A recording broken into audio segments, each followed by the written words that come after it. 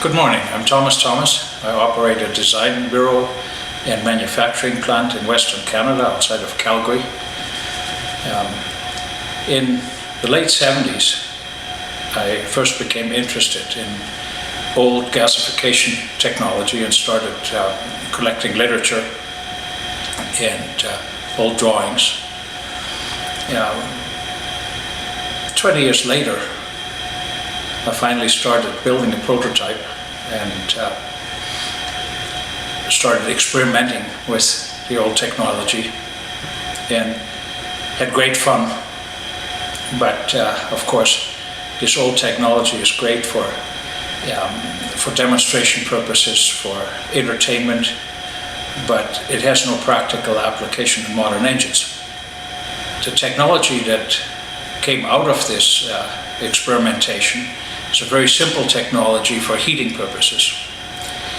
In the last few years, we designed a gasifier strictly for the production of hot water for heating purposes and for domestic hot water. And this has been based on European technology and developed for our Canadian conditions.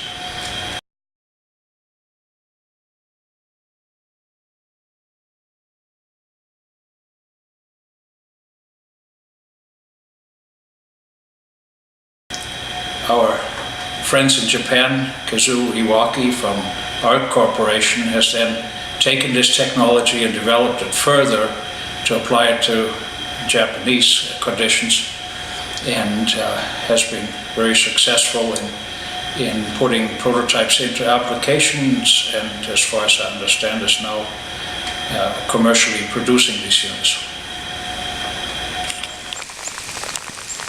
There are many technologies for burning wood. Some are more convenient than others, such as pellets and chips. But we believe that the most practical application for wood heating is the one that requires the least amount of energy input to produce the fuel. So we cut standing dead trees in deadfall into 1 meter lengths and burn them directly in the gasifier after some dry storage. Years ago, we managed the forest by collecting the deadfall, trucking it into a pile and burning it in the wintertime when there was snow on the ground. This was a huge amount of energy waste and a large amount of work. It takes no more work to harvest the wood and burn it in a gasifier and produce heat for our houses and shops. Our primary fuel source here comes from aspen trees.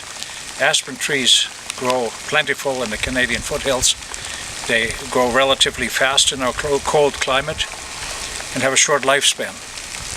After the aspen die, they typically dry standing up, and we try to harvest them before they fall onto the ground, but even if they're on the ground, they make a good fuel source once they're cut and harvested.